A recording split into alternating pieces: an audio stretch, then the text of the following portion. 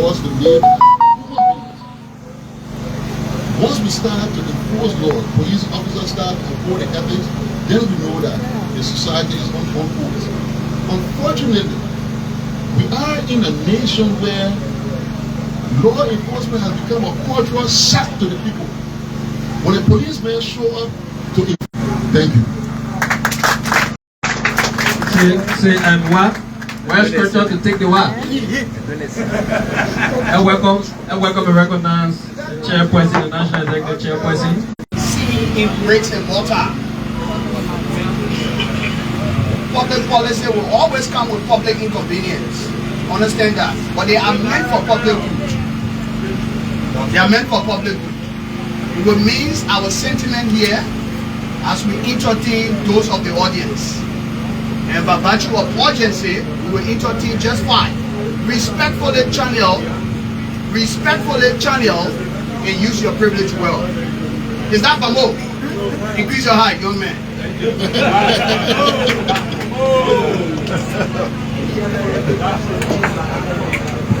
Thank you.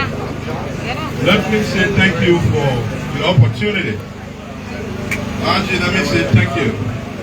But I want to thank today, I think with the oath you took to protect property and life, by seeing your guys, the make us here today. They brought on here. No, everybody has the issue. Yeah, come here. Yes, I get the point. Yes.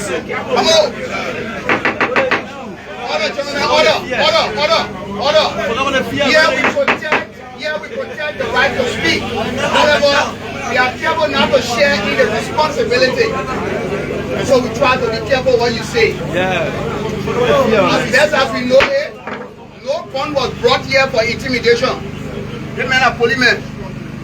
The big weapon on here are gone. So when you carry a gun on the street, you can't intimidate. It's part of duty.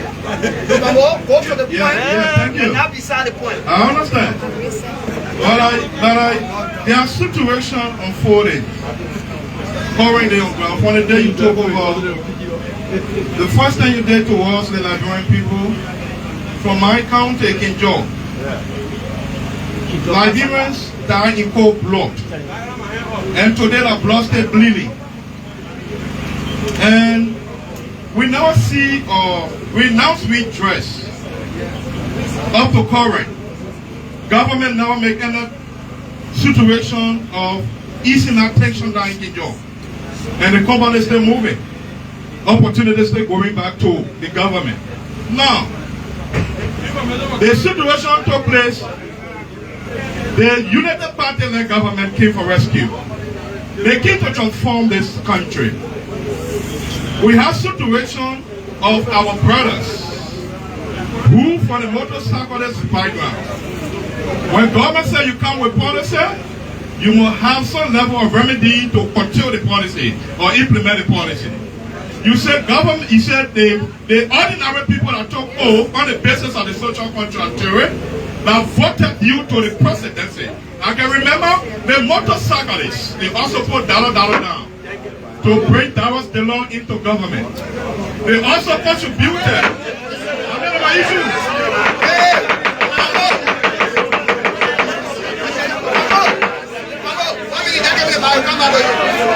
Come on!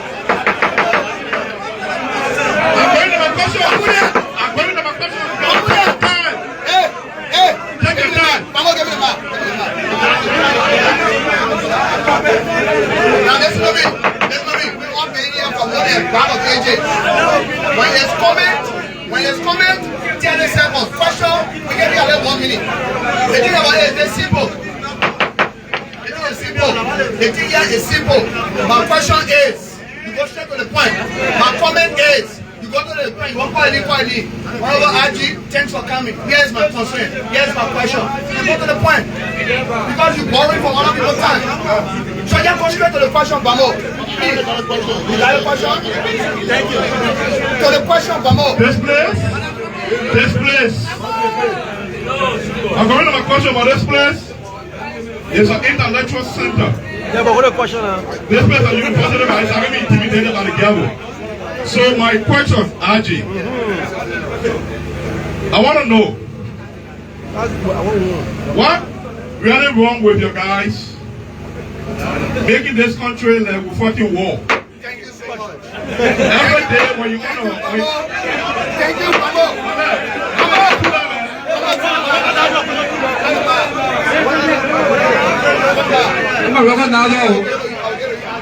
And let me let you know something, comrades. Listen to me. This place crowds itself as Liberia's biggest intellectual center. Such thing as question in such a crucial time. Will that be difficult to come up with your mouth? Stop underrating us. Stop it. And let me hear the next man say so. And Abdul Kane. Come here, question. Question. Welcome, Mr. Coleman. Thank you for the interaction. I follow you from 109. I know the type of principle you possess. But I'm confused since you became IG. To me, you have changed. I follow you during the conflict between the Royal Saudi guys when we were brutalized on the Raleigh market when we kept to the place that Colonel Coleman now wanted to give our attention. You said, no, we have to serve the Liberian people. You challenged and followed us. You took us to West Point, you took us to Seaport Street that night as 109. But since you became the director, I've seen a different version of you. These are my concerns. Over the past, I know you know some of them. The manpower of the police is not huge to help some of the situation. But all RGs have kept some of our men to the concession areas, protecting foreigners over the Liberian people.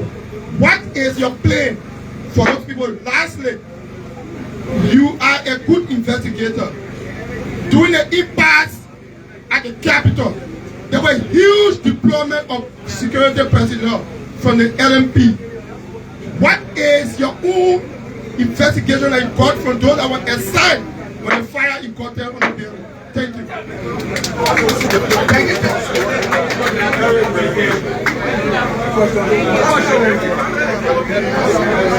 Sambo, I want to thank you for your question, and I would like to take my time to address all of your concerns. And my dear brother, thank you as well.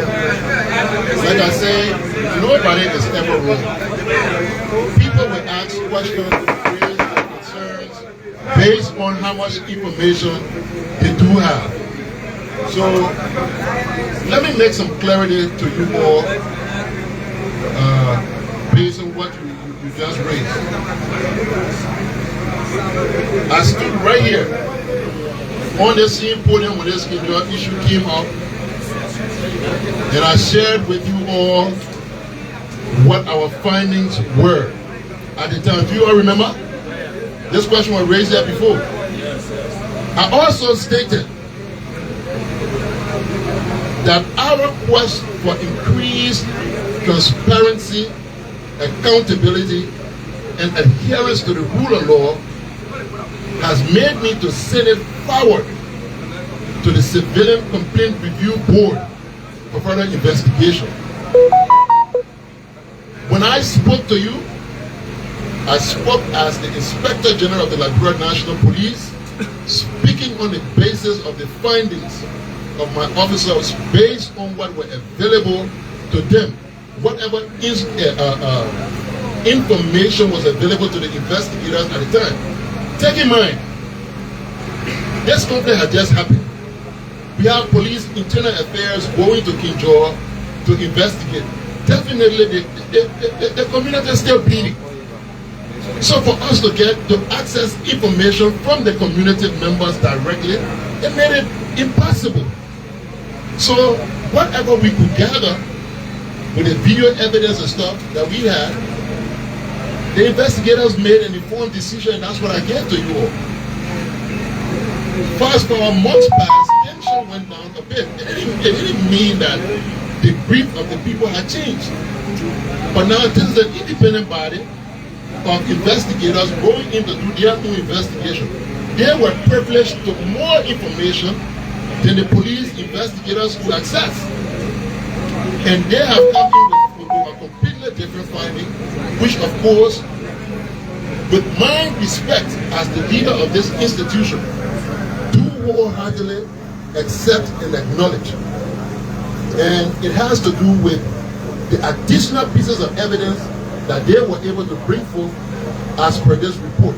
They have made recommendations as per their report, and we are at a point right now through the Bureau of Concession and other community members seeking a remedy for an engagement with the community to sit down with them and have this issue properly resolved, acknowledge our wrongs, and move forward. So that's where we are with the Kindor report. The Civilian Complaint Review Board, their report trumps the police report, and we wholeheartedly accept it, and we acknowledge whatever wrongs they said, whatever recommendations they made. The police are taking the recommendations seriously, and we're making all efforts to make sure that they're implemented to improve the service delivery of our people. The issue of the motorcyclists, I know you raised concern, about what's happening with them and the cruelty and insensitivity. But like I said here earlier, we all have our parts to play. My first and foremost responsibility, based on the mandate given by the people through the Senate, because the Senate is the people is the Senate, is to protect lives and property. Every decision that we take must be geared towards that. We can use any means, go north, south, come back. When we reach to the center, it must be based on the safety of the people and the protection of their properties. The action with the motorcycle is not an infringement on the rights of any citizen. We are not restricting free movement in the country. Based on safety information and analysis of data, we have changed the mode of transportation in certain areas. We're not. Look, trust me, when I left police and had the time to serve outside, my focus was on creating alternative sustainable livelihood for young people. And that's the mindset I've come out with to serve. If I believe that this action was an alteration of livelihood, it would have never been taken until we could address an alternative, because it would just bring chaos. In this case, we're saying the country of 43,000 square miles. We're talking about this 15-mile radius that we're having the most accidents just to keep it safe, to keep people safe. And that is the decision. And I must honor and respect the cyclists for the peaceful engagement that they have exhibited over these periods. They even when represented by staying to the Supreme Court and filed a writ against the police. And on my way here, I just read a response from the Justice in Chamber denying their request, thereby establishing the legitimacy of the Liberia National Police to enforce the action, and that is from the Supreme Court of Liberia. Look, my brothers and sisters, we're not here to infringe on anybody's rights. The only thing we can do is to just enforce what it would and give us. We'll protect your lives and property at all costs, even if you don't want to protect it. The issue of the concession deployment. The concession deployment, let's look at the concession granting process, some of the errors that were made during those processes, and the effect of those errors and the impact that it has on our country today in terms of revenue generation and the livelihood of young people.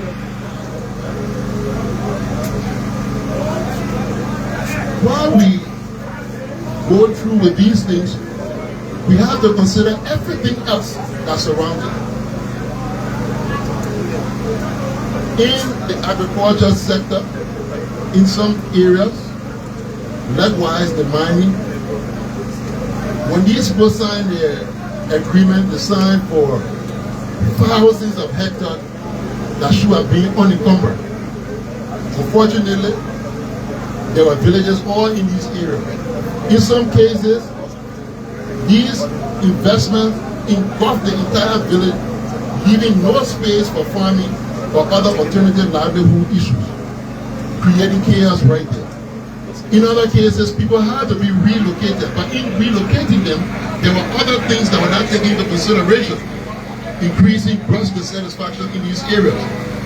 And in order to get this country to work and run, it's not like we're prioritizing foreign investors over our people, but we're just protecting the line through which we're able to generate money to buy malaria medicine for our people, to keep the economy running, to keep our people safe, and also have government revenue to provide these basic social services that we so desire. It is not a commercial action, it is by statute to protect life and property. What they have there is property. The properties of people who have come from afar to invest here. If we sit down and say we're not going to provide any needed protection, you have people right now going up the mine to Aslamita. You have a gang of 100 come with single barrel gun shooting at the security. In one instance, one of the female security was sexually harassed at that point by the same gang. And I mean, it's sending a very bad image. I got few people doing it. It's sending a bad image on the investment climate of this country. So, as people who are responsible for protection of law and order, we have to send a semblance of stability so that other investors can be encouraged to come. Our deployment there is just about protecting our country, protecting our revenue channel, and at least giving comfort to the investors so that they can send a positive image of Liberia to be able to attract others to come in. There's no commercial action about it. And like you said, I think you mentioned the change, right? Why the sudden change? I'm not a politician. I learned to manage politicians as a public policist. I've never subscribed to any political party. From the day I was a boy, I joined police, and that's what I know in my entire life. But I would try to make this question, this question and concern of yours make some sense. From 2006 to 2018, we had the UN president here in Liberia. We had the LMP, the entire Liberian security infrastructure being restructured and reformed during those times. And with the UN presence, it created more economic opportunity, reducing the number of unemployed people, subsequently reducing the number of angry people who protest everything. From 2006 to 2018. I came in the police leadership around 2016. There was more order. There was more order. People were becoming compliant to the rule of law. People were beginning to respect the court. We had a significant decrease in mob violence, which is a key indicator of people's trust in the justice and rule of law sector. The UN leaves in 2018. Over the next 6 years, there are serious challenges. Unemployment goes up. People law enforcement goes to a whole different angle. And people get comfortable of doing whatever they want to do. So coming at this particular point in time, it's not me that has significantly changed, it's the times in which I enforce. And look, desperate times call for desperate measures, but within the confines of the rule of law. And that's why one thing today, regardless of whatever action we take, I can guarantee you our every action at the Liberia National Police is going to be on the basis of the rule of law. Not 1 inch outside of the rule of law. But I can tell you, my brother, we're living in a time where enforcement of law is a fortress shot. The people wonder, why are you even doing this? Leave the people, let the people eat. Let the people say, no. So, hey man, you're not reason together. Should we leave all the marketers to get on the road to just sell? Should we allow anybody to go anywhere, at any time, anyhow, whether in a safe condition or not? That's not a nation. And this responsibility that has been given to me at this particular point in time, first and foremost, power and being by God, because all power comes from the Lord. It is for a purpose in this country, and it is to make a contribution to restoration of the dignity of this place. And we are sworn to it, and we will continue to do it. In cases where you don't understand our action, we will make it our duty to come to explain why we do what we do. But our actions are a must. If we must move this nation forward, there can be no economic development and prosperity of the people in the absence of security. My people,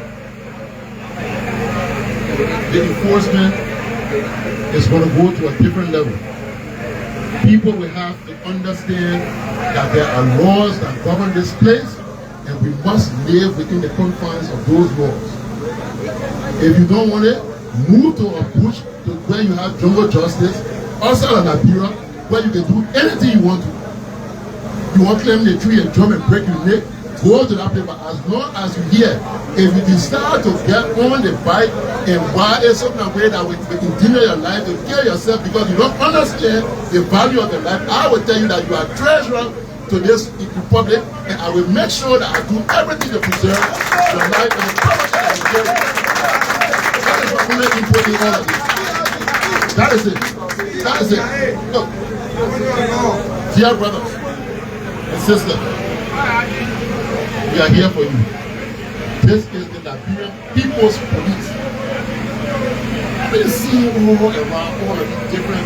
Look, the disinformation attack that they put in on us, we have never experienced it before. We got the time when we should be planning to do other things to move us forward. We got to be responsible for a whole group of people who have made it a business just to lie and cause chaos in this country. Look, there are some miscreants who are grieving, they have mismanaged their grief for loss of authority, and just think that they can just do anything to destabilize this place. Now, I'm watching. Ain't gonna happen on me. No way. Absolutely no way. We have to all commit. We're at a place where the country is so polarized that you have the country cannot move. The country is held hostage by politics. The depth of patriotism has held this country hostage. In any normal society, after election, people take out political cap and they come together as a people to move the country forward. But it's as if the only way people feel that they can possess power in this place is to obstruct the other person from not moving forward. What do you think will get it from you? They will not move anywhere. No, I'm not a politician, I'm a law enforcer, but if we do not unite as Liberians and push this country forward, make our individual, you can disagree politically, but as a Liberian, do something positive for this country. Apart from just sitting there, and no, the most comfortable seat is the critic seat. And people just comfortably sit in their job, they don't write shit. But by the time you put something on the right to criticize and the critic they want to do, you take any action going to criticize, even the right action, you will find a way to turn it and make it wrong. We don't move in power. Look, If we continue to do the same thing that we did yesterday and expect different results, you know what they call it? Thank you. 50% polling backward, 50% polling forward. Where we going? Nowhere. Let us unite as Liberians. No, I mean, you need all the political stuff now. Those of you who even drive this disinformation and misinformation campaign, you don't stand to benefit anything from it. You're only supporting a few that have terrorized this place, embezzled and enriched themselves, and they just use you all to do what they want to do to continue to advance their own agenda. Think about yourself as a person. What have you benefited? What do you want? What kind of Liberia do you want to see? In the next 5-10 years, so should we wait for 2029 for our next president to come and then we say we'll move forward in the president regime? They're not going to get it. They're going to work as one unit to move this country forward. To those who continue in their mind to believe that they can come and cause any chaos here, you better go back and read the law. You better go back and read the law. Go back and read it. Because we enforce it to the letter. In the next coming week, we'll be discussing the use of force continuum.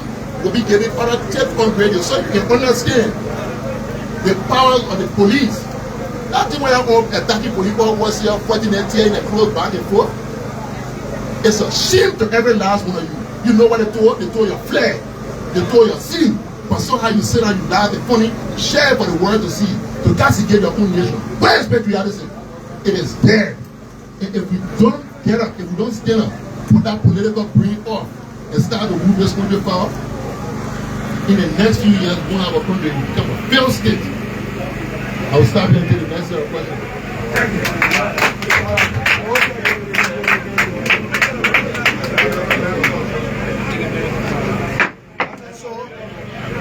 We have town press. He has to go. Sanga Coleman and the comrade there with the shades. Sanga Coleman, the comrade there with the shades. We take it with the comrade with the shades there first. Sanga will do the conclusion.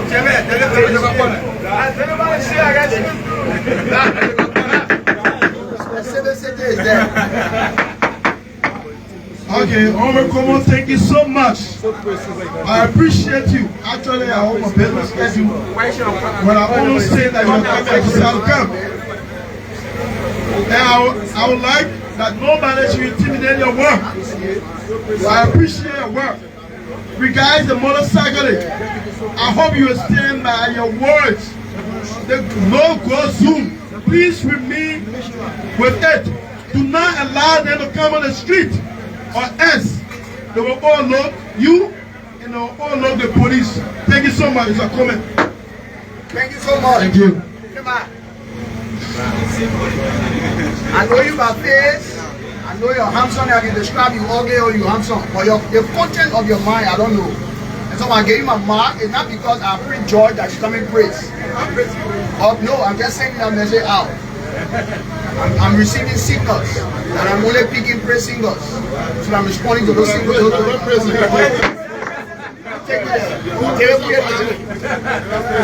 Thank you very much.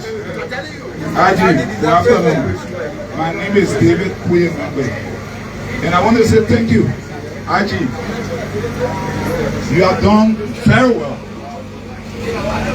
We love motorcyclists. They contribute to the economy. We are faithful equally of their actions.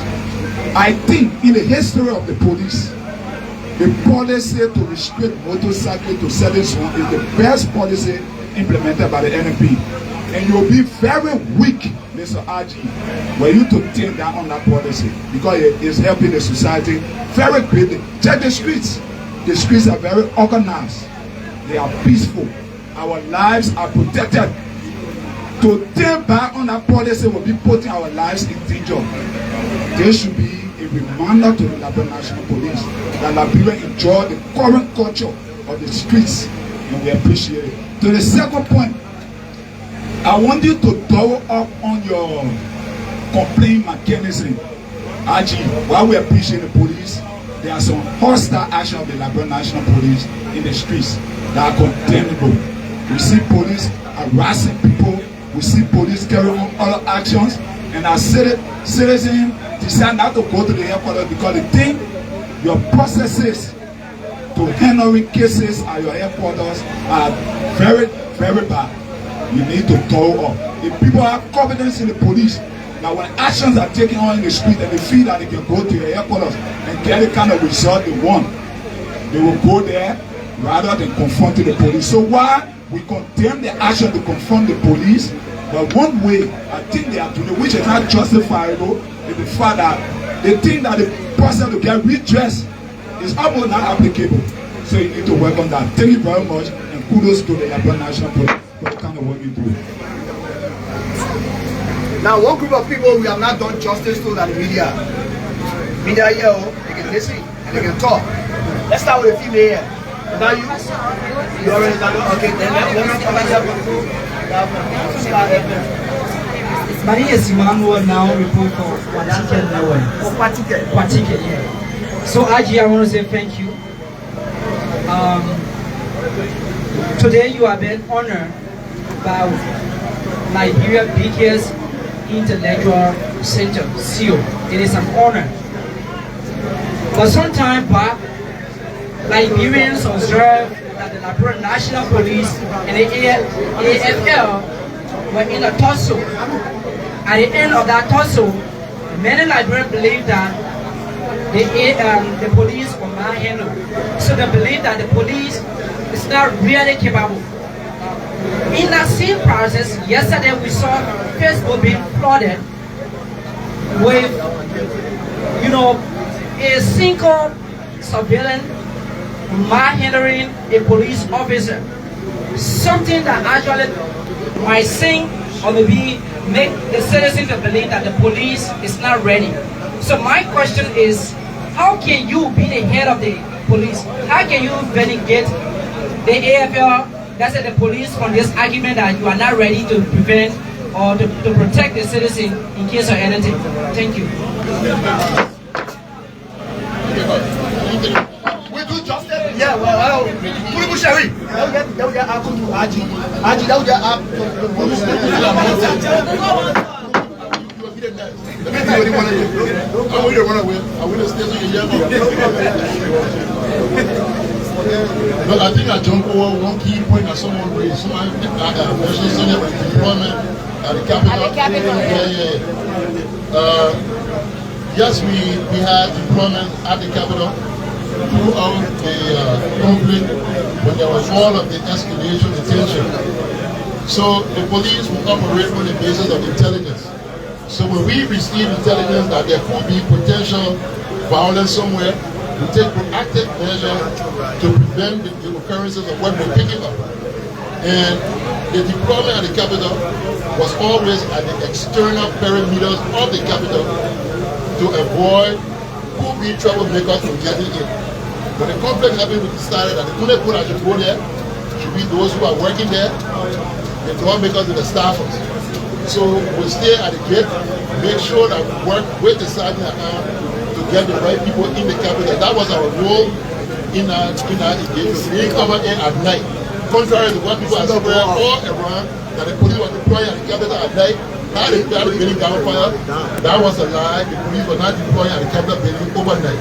There was one night that we had gotten intelligence that they intended to burn that building that night, and we responded there immediately. So that response was not just on the basis of police just trying to take over the capital. No, we had an intel that that was the night that it should have been burned. And that's why we went there. And when we were able to eliminate the threat, we pulled back and went to our position. And I can say that the investigation is not dead. These are critical investigations. They take time. We have already charged some people and filed them to court. We are still speaking to key people of interest.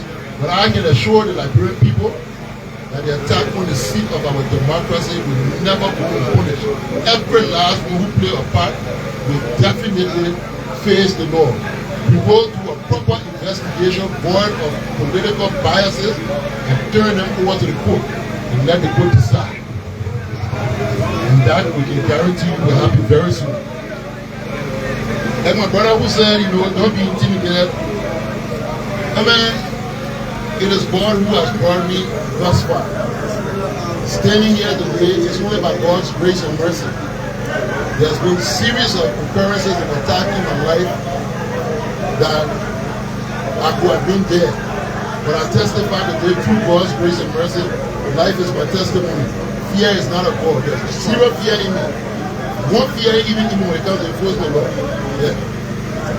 Absolutely no fear, no intimidation whatsoever.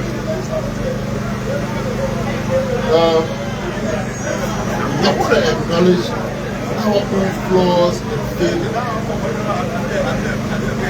Like I mentioned earlier, when you had the 12 years of the UN present here, as the restructure and reform was going on, every 3 months, you see officers being on the board to go to the academy for some kind of training, to refresh them every 3 months, every 3 months. So over those 12 plus years, there were constant training. And that's why you see the officers too, they were always reminded of their training, and they exhibited a way better posture or display of the exercise of their duty. Over the 6 years after the UN, the resources and everything to guarantee that the competing priorities did not focus on training the police on a quarterly basis. So you have officers who over 6 years, people who are supposed to be quarterly refreshed, you go there every 3 months, you go for some training to remind you, then you not baba. Almost, I don't know how many quarters, 6 years plus, have not been refreshed. Obviously, there will be decline in their ability to even enforce. There will be loss of muscle memory. And then, that's from the police part. From the society part, the anger is just too much in the community. Everybody angry. High unemployment, they're bad income. So people moving on a daily basis, all of their attention for putting out frustration on the police. And the policeman 2 years saying he had no problem in the house. The officer 2 years salary, he fighting hard to even address the own case in Liberia. The same tension that you don't come from home, they come on the street to hustle, and the same tension that policeman on to the kind of work. So by the time he deal with one, he deal with two. By the time he reach 3, compassion fatigue. We don't have any psychosocial support. These are things that we're now working on. Already started the retraining. We just ended one session. We want to start another retraining the officers. We have called for a full reform of the Liberia National Police. The discussion is ongoing with UNITA, other developmental partners in the government of Liberia, and that will soon be on its way. Why are we doing this? We're doing this to improve our service delivery to the Liberian people.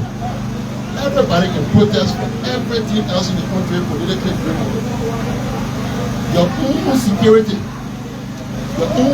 you say, you may give a description as to how they were beating one police officer. By the way, the video on social media of the guy in the gray shirt, yeah, that's a considered police officer. But it's a police officer. This is the wanton disrespect and disregard for the rule of law, that the people believe that they can attack the enforcers of the law. What if that man was carrying a firearm? You point to a point where you feel that you go up out here and you're about to kill him. Yes, responsibility is to protect his life. In that exchange, you get shot. The only thing that when I say, oh, the police killed our citizen, it's not that the man not doing nothing to him, you were just peaceful because you're always just peaceful, you were never doing anything. The police left fire, you're just peaceful. Yeah. But it's a serious problem. I don't want to wait so long, they're another BT. But I don't want to the guy do a beer balancing a beer American street boxer, then I want to LFP officer cruising out of the guy back and forth. Do we want to see this? Are we proud of it? No! We're not. But if you want to attack, you got to defend yourself. The issue with the AFL soldiers. The AFL soldiers, we all we take out the uniform, we don't go to space, we go in the community. We live in the community. We have the same livelihood we support.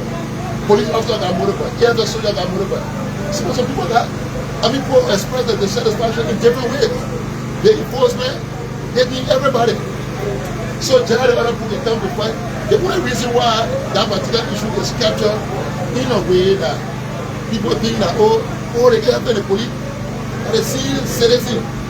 Jihad attack the police back and forth. The same thing, Jihad don't want to eat uniform. That they extend to the disregard of the law. But I can speak on behalf of the joint security as a member of the National Security Council of the Republic of Liberia. The matter is under investigation, and we will have to answer for everything wrong that we do. The public will be duly informed when that investigation is completed. So nobody should think that, oh, something will be swept under the rug. We can assure you all that if we want to send out that message that push respect the rule of law, we must do the same. So that particular issue will be addressed. But let me use this to call on every last one of you at your own voices. Send out one message. Forget about politics today. Send out one message to somebody and ask them the sacrifices that these people that the police put in. What is our own contribution? Criticize them. We all got to meet each other midway. I'm asking for calm from the public, and I'm guaranteeing restraint from the officers as well. The complaint mechanism issue, the speaker is 100% right. There's always room for improvement. And in our quest to build trust and legitimacy with the local communities, we are stepping up our level of accountability. If you go to Central right now, there's a newly constructed annex by the Central headquarters, specifically meant to house the Professional Statements Division.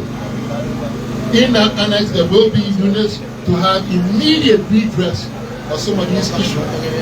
Over the next few days and weeks, the Press and Public Affairs will start to give out more ways through which you can file your complaint and have an immediate response to those complaints. We even updated our website to put a space there that you can even go and file a complaint online and also come in person to any zone and depot. We understand the need of being accountable, going beyond just the complaint.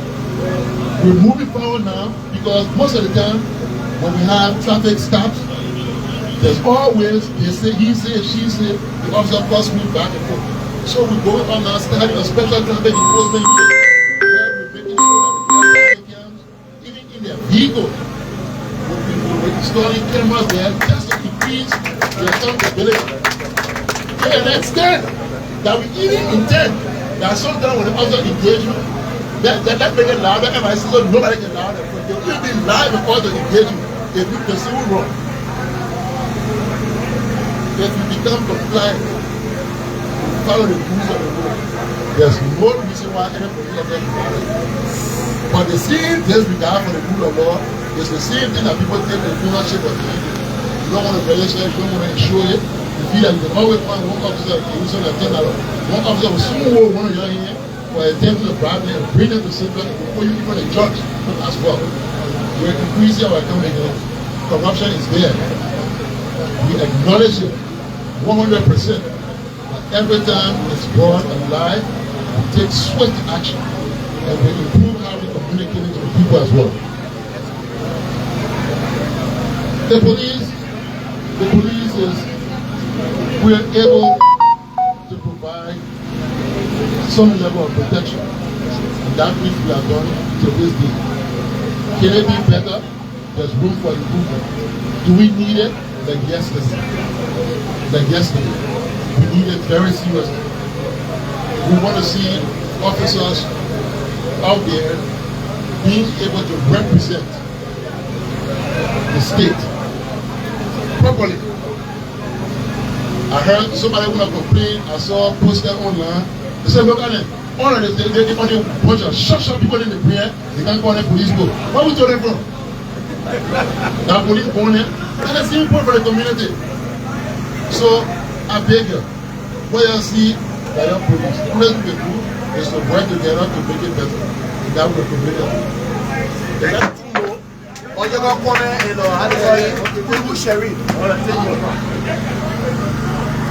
Thank you so kindly, Honorable IG. And I want to say thanks to all of the police here. I'm Fode Kutubu Sharif, a member of CEIO. Quite frankly, Director, I have monitored and followed you very closely from the Chris Massacre era. I think, if I'm not making a mistake, when you were 104 until you became Director during early time up to current.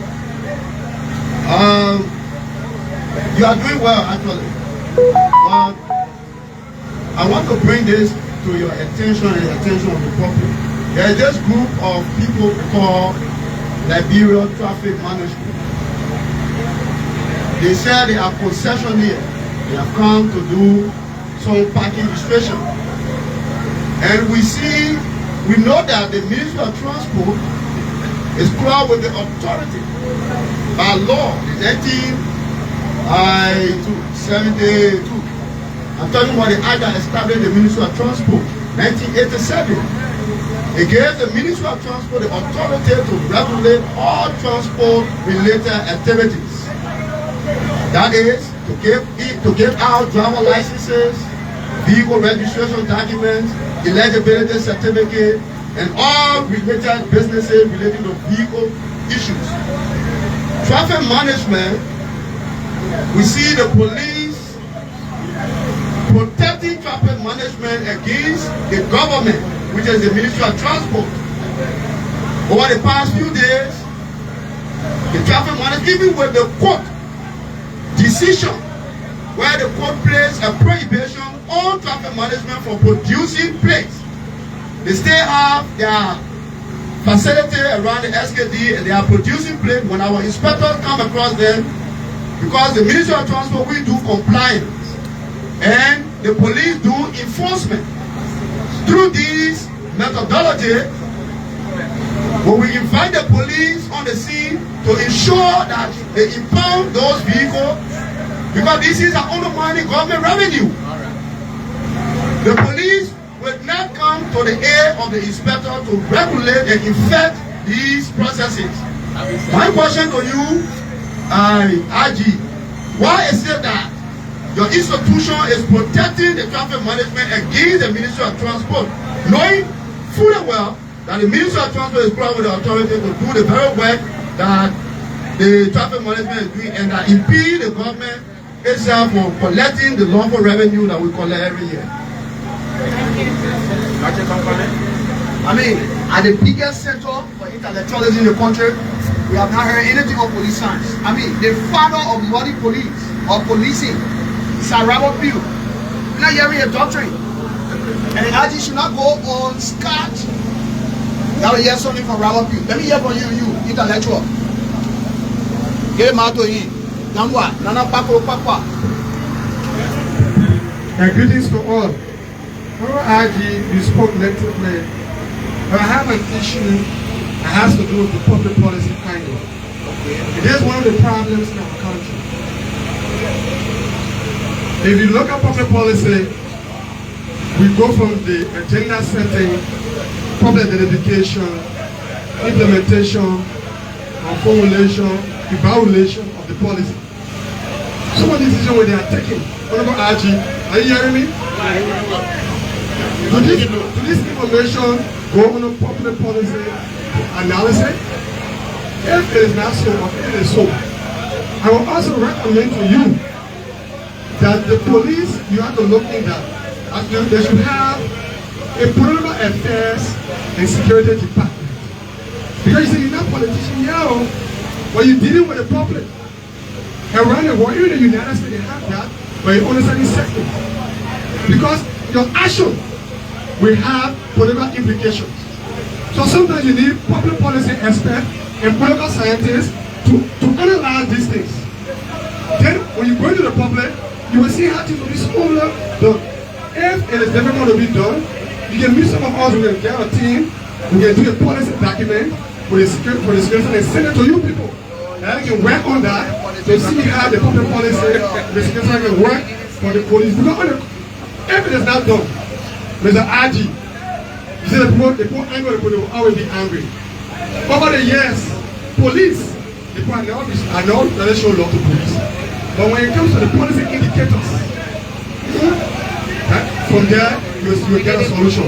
The United States, the Great Britain, the Russia, the Spain, all of them, the public policy indicator are income. So I'm going to recommend to your office is you are a politician, but you also need political scientists. Go and do your research on deep sea or whatsoever. Go and do that research. The security service have political affairs department to analyze these things. Because you're sorry to say there will be miscuts. The public will blame you. Or we take it to them. How do you see this? From that backdrop, they will recommend to you, and you really deal these problems easily, and you say, wow, Liberia is moving somewhere. But when you come with for sometimes, sorry to say, there will be something resistant. I recommend that. Yo, she recommend policy for police. Yo. No, I ain't that one. Yo, she got policy analysis here. Yo. They are recommending to the police to create political office for the policy group. Yo, and the police medal is going to die. Yo. Maybe she next director would be our woman.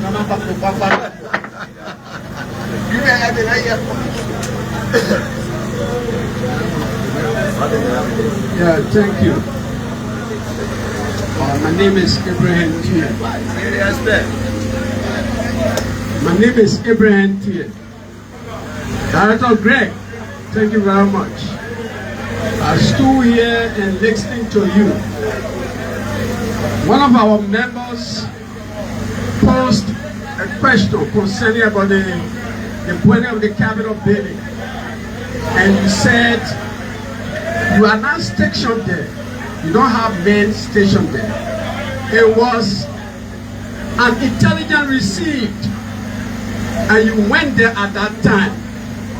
And that threat was mitigated. You left the area, and now you cannot be there. All of a sudden, the place got a fire.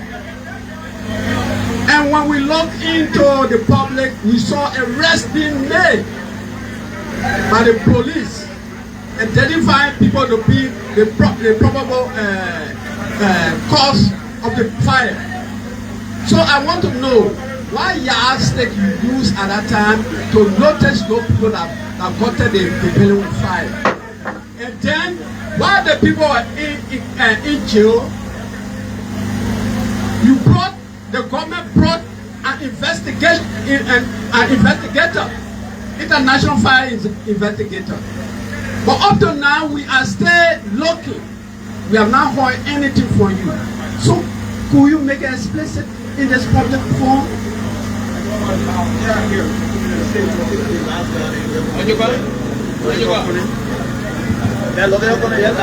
right, okay. Thank you so much, Honorable RG. I just want to share a few things with us, maybe in a minute or two. You know, the most unwanted friend to an individual who's striving to find solution to multiplication of problem is mistake. Anybody who is actually striving to find solution to multiplication of problem, the most unwanted must exist friend is mistake. So you actually have to endure that particular energy to understand that most of the things will be counted as mistakes. How be it? To all of us here as the matter of seal, let us avoid our mind being equipped with convoluted necessity, not using the scale of preference to make determination which one to be considered cardinal. Because when somebody is before you who's supposed to address concern, and you got too many things in your head, you can't say all at once. Make maximum use of the scale of preference. Use some to be the opportunity cost for the optimal one, and just drive straight into that particular point. Having said this, I'd like to recommend Honorable RG, with the prevailing situation in Liberia, everybody appears to be so much angry at all times, reason is being unknown. I would like to tell you that there is a need. The police try to organize the biggest workshop. In that workshop, the constituents of that workshop should be all political parties should say representation there. All social organizations, all intellectual sector, churches, mosques. Let it be 3 points. It may be. It should be like 2 weeks workshop. so as to be able to create an awareness to the Liberian people, the medium through which we can actually strive for peace. May God help us. That's all I have to say. Thank you very much.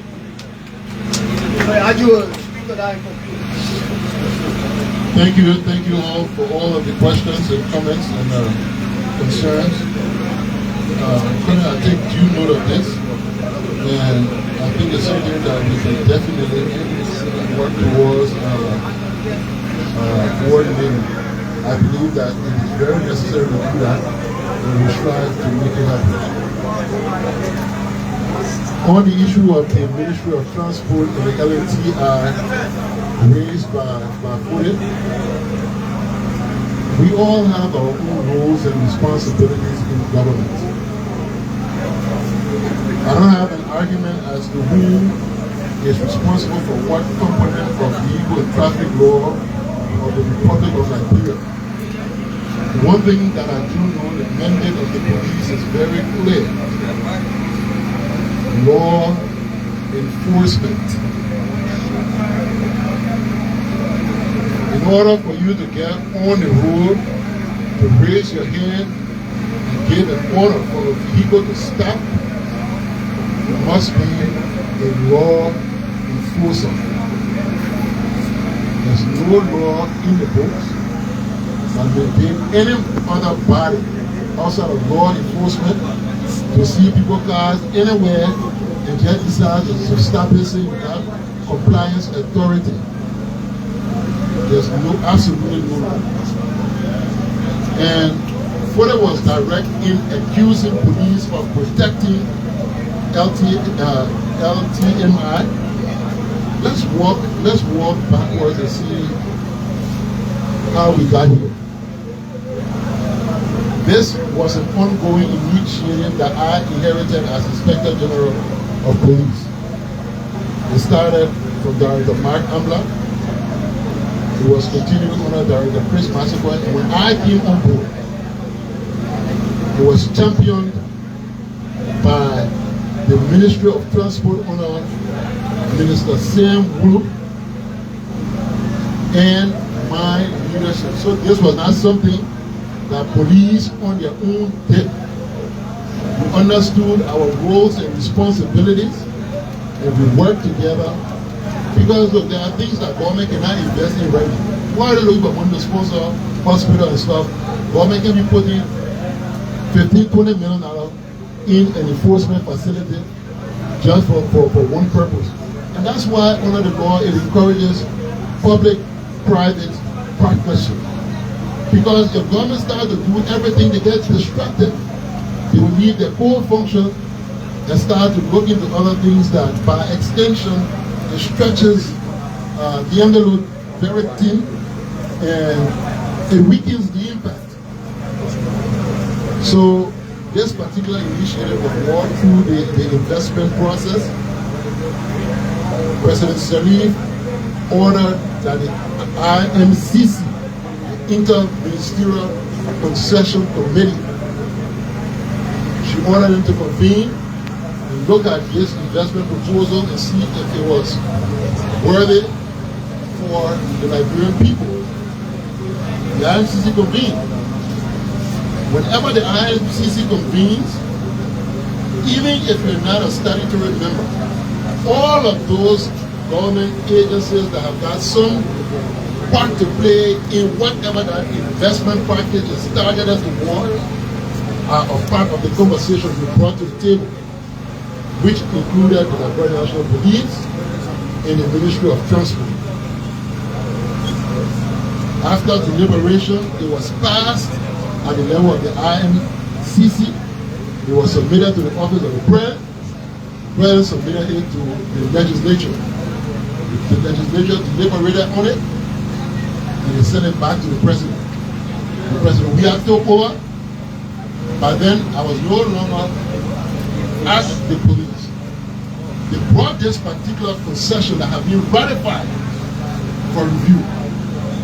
I was at NBC at the time, and by extension, a member of the IMCC. Because I had institutional memory of this particular concession agreement, I was referenced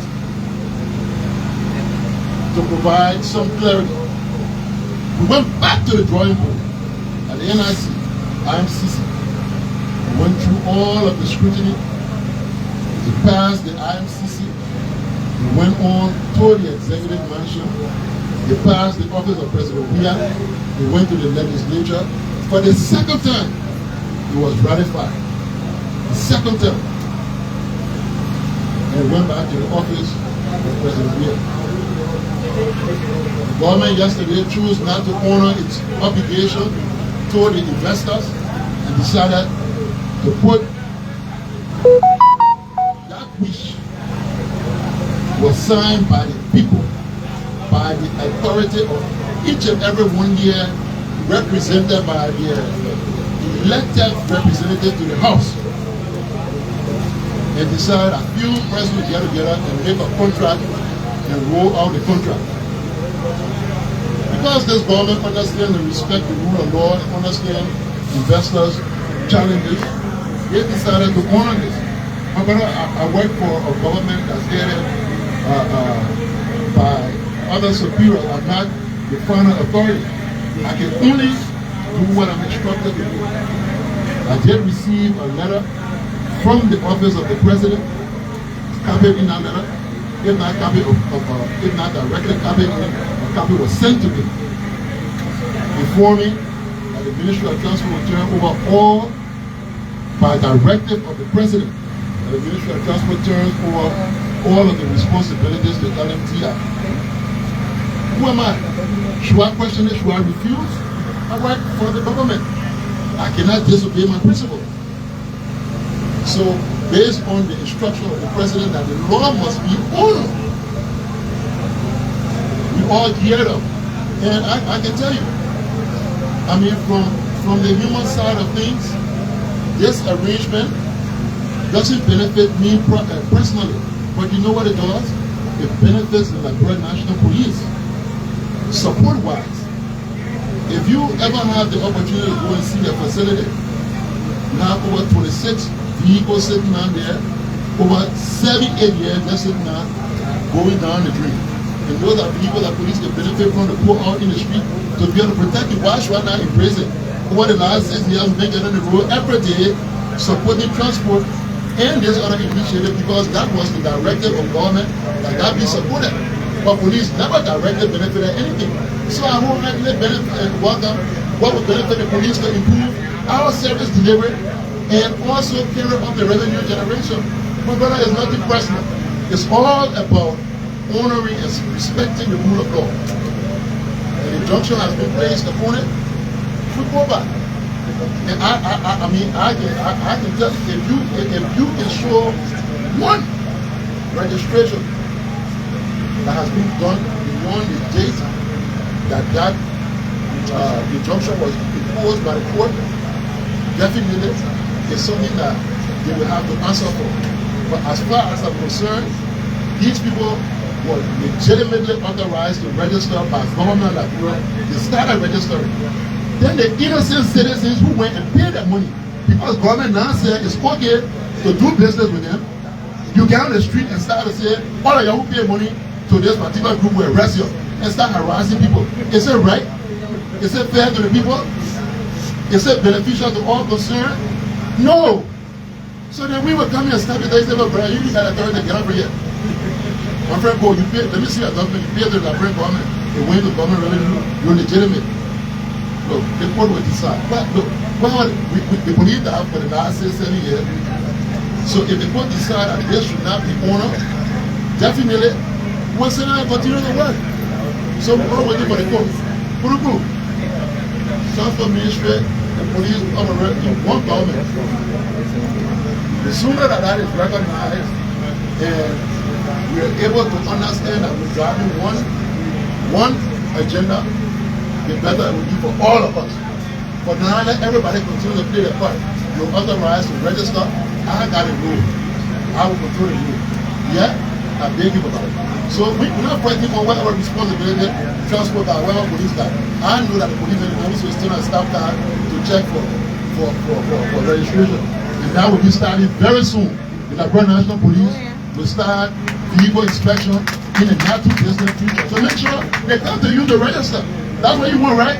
You want an increase in the revenue envelope. I can guarantee you that we will play our part and we'll start the vehicle inspection very soon so that people can become compliant with the law, so that the revenue can definitely increase. No fight. Police will do their part. Let us go play their part. Thank you. The fire investigators. Look, like I said, the investigation is ongoing. When these things happen, these are critical investigators. You don't just do it 1 day, 2 days, 3 days, and say, oh, it's taking so long, so much time. You have to be very meticulous. You're not just talking about one small incident. You're talking about an attack on the democracy. You are talking about an attack on the thing that gave you the right to sit down here for me to answer to you. And you expect us to take it lightly? No. We have to be able to even prove what we know beyond all reasonable doubt. And that is why every level of expertise has to be sought to make sure we prove to the Liberian people that what we say is right. Yes, we call it an arson because we have overwhelming evidence to say yes, there's an arson. And to even strengthen what we call an arson, we invited independent international investigators to even probe into it further. Look, when those people are coming, I was getting calls from family and stuff say, they think you're not doing, you're saying it's not arson. When they put down the tail, they say it's not arson, your whole career will be done. You think if for any reason I believe that this was just a political drive, that was just trying to lie on few people, I would waste my time to go bring people from way overseas to time to go into it. I would never do it because I don't want to compromise myself. But because we knew that this was independent and we had to prove beyond all reasonable doubt to the people, we had to bring extra eyes to look at expertise. Let me tell you, in the United States of America, where those investigators come from, every time there's a fire, the law says that once that fire, the damage caused by that fire is more than $100, $100 US, you must do an investigation. Bring me every last fire you have to investigate. So their entire life, over 30 years of service, that's all they've been doing. The expert, we don't expert in that area, apart from our ability to collect the information that led to us bringing us to that conclusion. These are experts that can actually come on the scene. What do? We preserve the scene. We protect it and guard it diligently to make sure that it remains safe until we have the experts around it. The first step government took was to ask through the mutual legal assistance expertise from ATF, from the US, to come to do the investigation.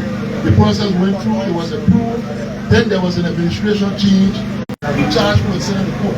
And listen, I can guarantee you one thing, each and every one of us here, we have equal rights under this Constitution. And that is the reason why no man in this country has got 2 votes. Now I'm going to tell you that all of us equal. If there's one thing in this country that reminds us that we are all equal, is the fact that we all got 1 vote, not people that we have 2 votes. And when we empower you and ask you to represent us, you must represent us in a respectful manner, in a manner that gave us as a people dignity. When we say you in our house, we're there to protect it. There's absolutely no one in this country that's bigger than the law. Each and every one who was involved in that arson attack will answer to the law. They will go to court and the court will decide. We are going to put together a very strong case with overwhelming evidence and let the jury decide. Thank you. So this is what we call behind the scenes. You will shut down your camera now. Thank you for airing this program. It has been a wonderful time with the media. This is where we talk inside CEO matter.